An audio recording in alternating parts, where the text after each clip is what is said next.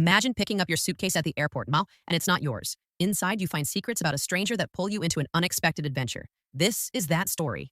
I barely slept on the flight, eyelids glued shut, but dreams flitting around somewhere between clouds and coffee. The airport smelled like jet fuel and cinnamon pretzels, something oddly comforting, and I was dragging my suitcase behind me like it had its own heavy story. I spotted my bag right away, a deep teal one with a scuffed handle, and grabbed it. Relief, finally. Home base. But when I started pulling clothes out in the cab later, things didn't feel right. Inside, neatly folded, were not my t-shirts, not my socks, not my little lavender travel pouch. Instead, there was a crisp leather notebook with tiny doodles on the margins, a camera that looked expensive, and a scarf that smelled faintly of sandalwood and rain. My heart did that stupid little flip thing when curiosity collided with panic. This wasn't my bag. I called out to the cabbie, "Wait, this isn't mine." He squinted at me in the rearview mirror, but traffic was a river of honking horns and impatient drivers, and I didn't have the patience to argue. So I just sat there with someone else's life in my lap. The notebook was filled with sketches of San Francisco streets, cafes, little bridges, foggy hills. Someone loved the city in a way I didn't expect. I peeked at the photos in the camera, sunny corners of Chinatown, the golden hour over the Bay Bridge, someone laughing with the kind of happiness that feels contagious. I realized then fully that I needed to find the owner. And honestly, part of me didn't want to give the suitcase back. Whoever they were intriguing. A bit like a story waiting for me to step inside. At baggage claim, the crowd moved like a tide. Everyone hunched over their luggage like it contained all their secrets. I spotted him a few feet away, scanning the belts with a focused intensity. He had dark hair falling into his eyes and a leather jacket that looked too cool to care. I recognized the bag from his glance, the same teal one I held in my arms, and felt my stomach twist. "Excuse me," I called, waving the suitcase. He turned and our eyes met. For a second, nothing. Then realization. A sheepish smile.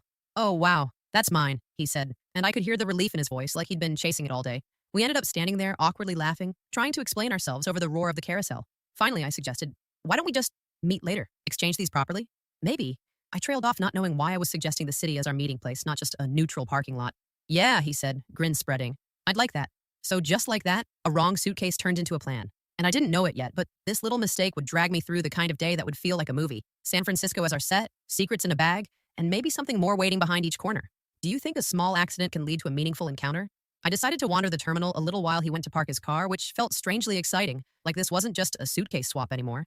I clutched the scarf he'd left behind, inhaling the soft, mysterious scent of sandalwood and rain. It was like holding a whisper of someone's life, someone I hadn't met yet but already felt tethered to by something invisible. When we met outside, the sun was sliding lazily over the tops of the airport, painting everything gold. He was holding my teal suitcase, still looking a little stunned, like he hadn't expected the universe to hand him me along with his bag. He asked, a hint of nervous energy in his voice, and I laughed, feeling that nervous excitement echo in my chest. The city welcomed us with a soft breeze that tugged at my hair, and I realized we hadn't even introduced ourselves properly. "I'm, Sophie," I said, fumbling over my words, my cheeks warming. "Elias," he replied, flashing that same easy smile that somehow made me trust him immediately. We started walking without a plan, which felt perfect. The kind of spontaneous adventure I'd always imagined having in a city I barely knew. The streets smelled of coffee, pastries, and sea salt, mingling in a way that made me want to inhale the whole city. He pulled out his notebook from the suitcase, flipping through sketches of painted houses and tiny cafes. "Ever been to the Mission District?" he asked. "Once," I said, "but not really. I'd love to see it again." We wandered into colorful murals and alleyways that seemed to hum with stories of the people who lived there. Every corner had a little magic, a dog wagging its tail so enthusiastically it nearly bowled me over, a tiny coffee shop tucked behind ivy, and street musicians playing the kind of music that made me want to twirl in the sunlight. At one point, we stopped at a small bakery, and I realized I didn't even know what we were doing here, just following the city like it had its own rhythm, and somehow it included us. He bought us 2 pastel-colored macarons, the way someone does when they think it'll make a moment unforgettable, and somehow it did. I could feel the warmth of sugar and sun and the softness of the day wrapping around me like a gentle hug. As we walked along the streets, I noticed little quirks about him. How he paused at street art, how his eyes lit up over a latte, how he laughed in a way that felt like it belonged to the world instead of just him. And I realized something. This accidental suitcase swap wasn't just an accident. It was a story in motion, and I was lucky to be part of it. By the time we reached a viewpoint overlooking the bay, the city glittering beneath us, I felt a thrill I couldn't explain. And I knew without saying it that this day, born from a mix-up, from a suitcase that wasn't mine, was only just beginning. Have you ever explored a city spontaneously with someone you just met? How did it feel? We left the viewpoint reluctantly, my heart still buzzing from the way the city spread out beneath us like a painting, sunlight bouncing off water and rooftops. Elias suggested we take a tram down toward Fisherman's Wharf, and I couldn't help but grin. There was something thrilling about moving through the city like we had no schedule, no responsibilities, just the two of us and a suitcase that somehow brought us together. The tram rattled along the tracks, clattering over the hills with a cheerful clumsiness, and I held onto the strap with one hand, while the other rested lightly against my teal suitcase, now sitting between us. I kept sneaking glances at him, the way his fingers brushed the notebook in his lap, the way he seemed to notice details most people missed, the cracks in the sidewalk, the way the seagulls danced over the bay, the tiny shop signs tucked in narrow alleys. "So," I said, trying to sound casual, "how did a guy like you get so artsy? Your sketches are amazing." He laughed, a little embarrassed, and shrugged. "I'm a weather reporter by day. Sometimes I think sketches are my secret rebellion. You never know when you'll get a gray day and a perfect light at the same time. You have to capture it. I smiled at that. It felt like he had layers, like each sketch, each photograph, each little item in the suitcase was a window into who he was. There was something intoxicating about seeing someone so effortlessly passionate about ordinary things. At Fisherman's Wharf, we stopped to watch the sea lions basking in the sun. I had never laughed so hard at a pile of lazy animals. Elias was laughing too, the kind of genuine laugh that makes your chest ache in the best way. Somehow, in the middle of this busy tourist hub, it felt like it was just us. Later, I noticed a folded envelope tucked in the suitcase, slipped behind the notebook like it was waiting to be found. I picked it up gingerly, teasing him. Found something you forgot? He peeked, eyes widening, and I could tell he was caught off guard. It's nothing important. Just a little project I'm working on. Project or secret mission? I asked, grinning. He rolled his eyes, but I could see the corners of his mouth twitching like he wanted to laugh. There was something thrilling about knowing little pieces of him that no one else did, just because of a suitcase mix-up. The rest of the afternoon passed in a blur of pastel-colored macarons, street musicians, and a little boat ride along the bay. Each moment felt stitched together by something bigger than coincidence, a quiet magic that seemed to hum between us, carrying the promise of something unexpected. As the sun started to dip, casting the city in shades of pink and orange, I realized I hadn't thought about the fact that we were strangers just hours ago. Somewhere between the suitcase, the sketches, and the tram ride, I had started to feel like I had known him longer than a day. And maybe that was the point. Maybe the city, the suitcase, and Elias were all part of some perfect plan disguised as a mistake. Have you ever felt an instant connection with someone you just met? By the time we wandered into North Beach, the city felt alive in a way I hadn't experienced before. Streetlights were flickering on, golden against brick walls painted with murals, and the smell of fresh bread and espresso hung heavy in the air.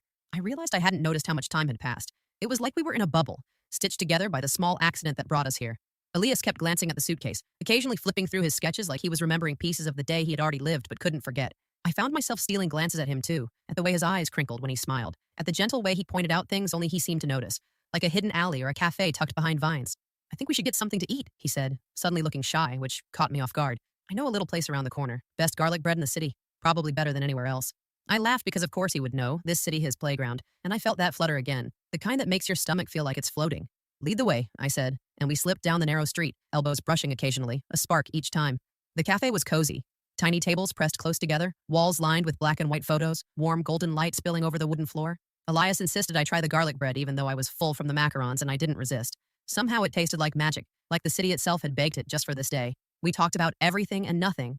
Favorite movies, guilty pleasures, childhood memories. I learned he loved thunderstorms and hated broccoli, that he once tried to skateboard down Lombard Street and failed spectacularly, and that he'd grown up in a small town that seemed completely opposite to this city, alive with energy. At one point, the conversation slowed, and we just watched people walk by the window. The world outside buzzing and busy while our little corner remained suspended, calm and warm. I realized I hadn't thought about the suitcase at all, almost like it had done its job. It had brought us here, introduced us, and now it could quietly wait for later. Finally, Elias leaned back and smiled. I can't believe we've been wandering around for hours. Feels like a whole lifetime in one day. Yeah, I said softly. I've never had a day like this before.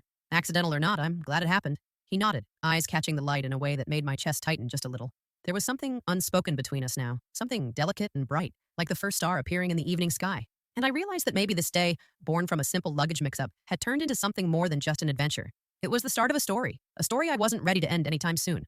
We stepped out into the evening, the city glowing around us, and I couldn't stop smiling. Have you ever spent a whole day with someone you just met and felt like time stopped? After leaving the cozy cafe, we wandered toward Coit Tower, the city stretching beneath us like a quilt of rooftops and streets. The evening breeze tugged at my hair, carrying the faint scent of salt water from the bay, and I realized I was smiling so much my cheeks hurt. I barely knew him, but somehow I didn't want the day to end.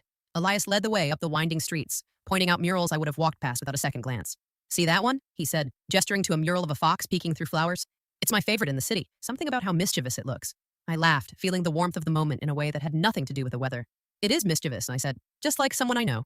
I caught his gaze and we both grinned, the kind of small, secret smile that says more than words. The climb was tiring but playful. We joked about who would fall first if the hill got any steeper, and he made me promise not to let go of the suitcase. I teased him that it wasn't my fault we started with the wrong bag, and he rolled his eyes but laughed, that easy laugh I was starting to crave. Finally, we reached the top. The city lights shimmered below us, bridges and streets glowing like threads of gold. The view stole my breath. I'd never felt anything like this, standing there with someone I barely knew, feeling like the city had stitched our day together perfectly. I could stay here forever, I whispered. Me too, he said softly, leaning a little closer. His hand brushed against mine almost by accident, but it sent a little spark through me, the kind that makes your stomach flutter. I didn't pull away. Somehow, in the quiet glow of the city below, it felt natural to just exist there with him, letting the world fade a little. Then, as if reading my mind, he reached into the suitcase and pulled out the camera, gesturing toward me. Selfie? He asked with a grin. I raised an eyebrow, laughing, and he snapped a few pictures, our faces framed by the city lights and the soft night sky. We lingered there, talking about dreams and regrets, silly fears and secret wishes. The suitcase sat forgotten between us, its contents now part of our shared day, a catalyst for everything that had happened. As we started walking back down, I realized something. I hadn't even thought about when or how we'd return the suitcases. I didn't care. The day had already become bigger than a mix-up. It was about the way he made me feel, about the laughter, the lightness, and the thrill of exploring a city I barely knew with someone who now felt a little like home. And for the first time that day, I let myself think, maybe, just maybe, accidents weren't accidents at all. Have you ever shared a moment with someone that made time feel like it stopped? Walking down the hill from Coit Tower, the city lights sparkling like scattered gems below, I realized I hadn't stopped smiling since the airport. Elias was chatting about some obscure San Francisco trivia, how a tiny alley in Chinatown was the inspiration for a famous movie scene, and I was laughing so hard I nearly dropped the suitcase. You're dangerously enthusiastic about random facts, I teased, catching my breath. Only because I know you'll appreciate them, he said with a sly grin. That grin, the one that made my chest tighten and my thoughts jumble, was becoming dangerously hard to ignore. We passed an old bookstore tucked into a corner, the kind with weathered wooden doors and the smell of paper and adventure spilling out into the street. Elias paused, eyes sparkling. Want to check it out? I nodded immediately and we ducked inside, the bell above the door jingling like it knew we were supposed to be there. Inside, it was quiet and warm. Shelves stacked high with books, sunlight filtering through dusty windows, dust motes floating like tiny stars. I wandered between the aisles, fingertips grazing spines, and suddenly spotted a shelf of travel journals. Without thinking, I picked one up and opened it, finding pages half filled with sketches, maps, and scribbled thoughts. I glanced at Elias, who was grinning from across the aisle, watching me like I was discovering a secret world. You have a thing for sketches, don't you? I said softly, holding up a notebook. Maybe, he admitted, shrugging. But yours looks like it belongs in a museum already. I laughed at the compliment, heat rising to my cheeks. Then he grabbed a book and held it out for me. Here, take this one. It's my favorite story in the whole world, about a mix-up that turns into something unexpected. My heart skipped a beat. I opened it and read the first few lines, realizing it was about us. Well, maybe not literally, but the story was too coincidental. Too perfect. I looked up and he winked. See, I told you I liked coincidences. The bookstore lingered around us as we wandered the aisles, laughing at silly book titles, trading playful guesses about the characters, sharing secrets that felt safe in the warm, quiet air. Somehow it was exactly the kind of adventure I'd been craving without even realizing it. Eventually, we stepped back out into the cool evening air, the city humming softly around us. We were tired but happy, buzzing with energy and something deeper, something that didn't need words yet. I noticed the suitcase at my side, the original reason for the day, and felt a soft smile tug at my lips. Maybe it was the city. Maybe it was him. Maybe it was just magic. Whatever it was, I didn't want it to end anytime soon. And somewhere in the back of my mind, I realized accidents like this, small, weird, inconvenient accidents, might just be the best thing to ever happen to you. Have you ever stumbled into a place unexpectedly and felt like it was meant to be? By the time we reached Pier 39, the night had settled fully over San Francisco, the neon lights reflecting on the water like 1,000 tiny fireworks. The pier was alive with laughter, music, and the scent of salted caramel and roasted nuts. Elias tugged my hand lightly, grinning. You have to try the carousel. It's ridiculous, but somehow perfect. I laughed, letting him pull me toward the glowing carousel, its painted horses bobbing up and down as children and adults alike squealed with joy. I hesitated at first, self-conscious, but he leaned close and whispered, Come on, it'll be fun. Trust me. We hopped onto 2 neighboring horses, and he reached out to steady me, fingers brushing mine in a spark that made me catch my breath. The carousel spun slowly, music twirling around us, and I laughed at the absurdity of it, my hair flying behind me like a comet's tail. You're ridiculous! I shouted over the music, but I was smiling so hard it hurt. Only for the right audience, he teased, and my chest did that fluttering thing again. After a few laps, we dismounted, both of us breathless, faces glowing from laughter in the cool night air. I noticed the suitcase leaning against a nearby bench, suddenly aware of the absurdity of the day. I had held someone else's life in my hands for hours, and it had led me to carousel rides, street corners, and quiet moments that felt stolen from a movie. As we wandered toward the end of the pier, Elias spotted a small arcade tucked under the neon glow of a sign. One more adventure? He asked, already knowing the answer. Inside, it smelled of popcorn and candy, of buttons pressed too many times and laughter bouncing off walls. We tried skee-ball, laughing at our terrible aim, teasing each other over every missed shot. At one point, I threw a ball and accidentally knocked over a stack of tickets, sending them scattering across the floor. Elias dove to help me gather them, brushing against me again, and I didn't pull away. You're hopeless, he said, laughing, holding up a tiny plush toy I had been eyeing. But that's why you're fun. I grinned, accepting the toy like it was a trophy for surviving a perfect day. Somehow, through the silliness, the stolen glances, and the small touches, I felt like I had known him forever. Later, as we stepped back onto the pier, the city skyline glittering behind us, I realized the day had turned into something neither of us could have predicted. A wrong suitcase had become a story, laughter, and maybe something that felt dangerously like the start of more. And I found myself wondering if magic could really exist in coincidences, or if this day was just a reminder that sometimes the universe conspires in the smallest, sweetest ways. Have you ever had a spontaneous moment with someone that felt magical? The pier was quieter now, the crowd thinning, leaving us with the gentle lapping of water against the pilings and the soft hum of distant ferries. The neon lights reflected in the rippling waves, painting everything in shades of pink, orange, and violet. I felt a little breathless, not from the walking, but from the way the day had unfolded, how easily it had turned a mistake into something unforgettable. Elias nudged me toward a small bench overlooking the water. Sit with me, he said softly, and I did, brushing a stray strand of hair behind my ear as I settled next to him. The suitcase rested at our feet, silent now, its role as matchmaker complete. We didn't talk for a few moments, just watched the water, the city skyline glowing behind us. And then he reached over, brushing his hand against mine, tentatively, like he was testing the waters. I didn't move away. Somehow, it felt right. I can't believe this day, he murmured, eyes reflecting the city lights. I've never had anything like it. Usually it's just reports and deadlines, and today feels like it shouldn't be real. I smiled, feeling warmth pool in my chest. It does feel unreal, I admitted, like a story someone else is writing for me, and somehow I don't want it to end. He laughed softly, leaning back and stretching, the glow of the city making him look impossibly easy to admire. You're not the only one. I don't know why a suitcase swap would lead to this, but I'm not complaining. I laughed too, and it felt like the sound belonged only to us, a private echo in a city full of strangers. The evening breeze played with my hair, and I realized how comfortable I felt sitting next to him, how natural it was to laugh, to tease, to share little secrets that didn't need explanation. Then he pulled out the leather notebook from the suitcase, flipping to a blank page. Want to leave a little mark of today? He asked. A memory, a doodle, something that'll remind us of this day. I hesitated only a moment before taking the pen, sketching a small sun above a wavy line that could be the bay or just a river of happiness. He grinned at it and added a tiny boat next to my sun, and for a few moments we just scribbled quietly, letting our day etch itself into paper. When we finally looked up, the city felt different, softer, warmer, like it had wrapped us in its light. I caught his gaze and he caught mine, and suddenly the suitcase, the airport, the first accidental glance seemed like a distant memory, replaced by something tender and real. And for the first time that evening, I let myself wonder, what if this day wasn't just an adventure? What if it was the start of something I wasn't ready to name yet but couldn't ignore? Have you ever shared a quiet, magical moment with someone that changed how you felt about them? We left the pier, walking along the quiet streets of the city now softened by night, lights reflecting off the pavement like tiny stars scattered just for us. The day had been full of laughter, surprises, and little moments that made my chest feel too full. And now, with the calm settling around us, I could feel it, the gentle pull of something more than friendship. Elias kept glancing at me, a small smile playing at his lips. I didn't expect today to turn into this, he said quietly, as though afraid the words would vanish if spoken too loudly. Neither did I admitted, the words feeling lighter than I expected. It started with a suitcase, and somehow, here we are. He laughed softly, and it wasn't nervous. It was warm, easy, the kind of laugh that fills a quiet city street and makes you want to lean closer. I caught his gaze, and for a heartbeat, everything else blurred. The city, the day, even the suitcase. It was just us, walking side by side, the night holding its breath. We paused at a small overlook, the Bay Bridge lit in the distance, shimmering like a necklace of diamonds. He nudged me gently, pointing out the reflections on the water, and I leaned against him, letting the moment stretch. My heart was racing in a way that had nothing to do with walking up hills or carousel rides. It was something deeper, something that made me acutely aware of his presence. I'm glad we met today, he said softly, not looking at me directly, but somehow I knew he meant more than the words themselves. Me too, I said, my voice barely above a whisper. I didn't expect a mix-up to lead to this. There was a pause, heavy with everything we hadn't said yet. I could feel his hand brush mine, tentative, testing the waters. I didn't pull away. Somehow it felt like the only natural thing in the world. The suitcase, the airport, the sketches, the macarons, the carousel, they all felt like steps leading me here to a quiet city street, to a moment that was ours. And I realized I didn't want it to end, not the night, not the laughter, not the closeness that had grown so unexpectedly. Want to grab a coffee? He asked suddenly, breaking the silence, a grin tugging at his lips. Or maybe something stronger. The day deserves a proper ending. I laughed, leaning against him a little more. Coffee works, I said, but inside I knew it didn't matter what we drank. The day, the city, and him had already given me everything I needed.